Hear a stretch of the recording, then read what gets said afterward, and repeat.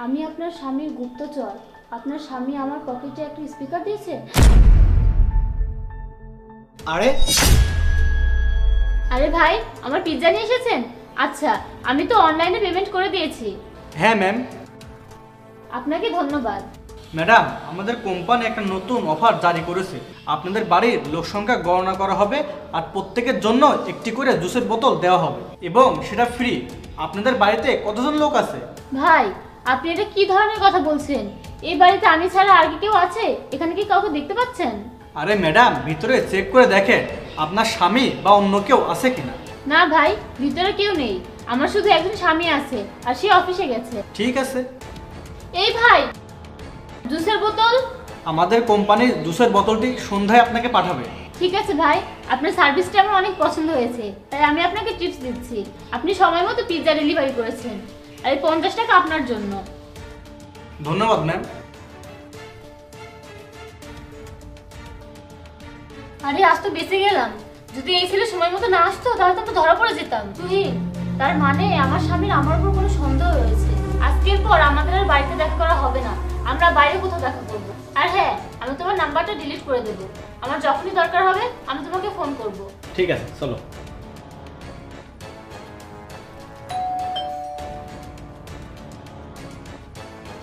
আরে, তুমি চলে এসেছো?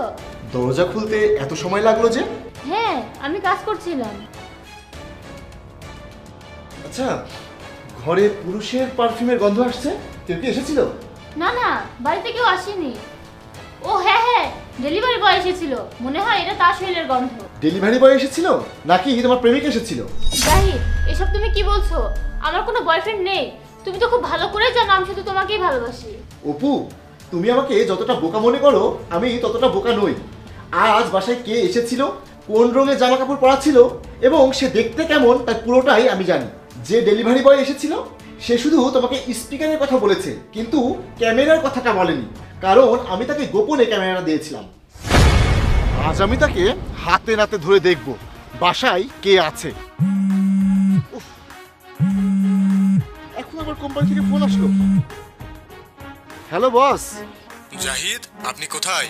স্যার, আমি আধা ঘন্টার বিরতি নিয়ে এসেছি। আপনি কাউকে বলে গেছেন? না স্যার। আরে, 2 কোটি টাকার চুক্তি হতে চলেছে আর আপনি নেই?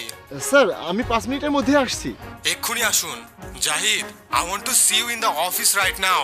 ঠিক আছে স্যার, আমি এক্ষুনি আসছি। ভাইয়া, এই বিল্ডিং এ 4010 নম্বর ফ্ল্যাটটা কোথায়? আরে, 4010 নম্বর ফ্ল্যাট তো আমার। ওখানে তোমার কি কাজ? ওখানে একটা অর্ডার ডেলিভারি দিতে হবে। কে অর্ডার দিয়েছে? অপু ম্যাম অর্ডার করেছে।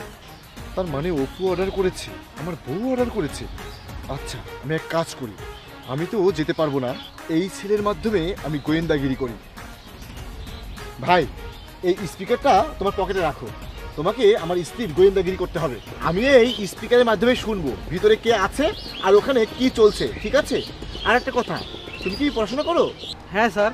ঠিক আছে, পড়াশোনা করার জন্য এই কলমটা এখানে রাখো। পড়াশোনা করলে ভালো লাগবে, আর যখনই দরকার হবে কলমটা এখান থেকে বের করে নিও। যাও। ঠিক আছে স্যার।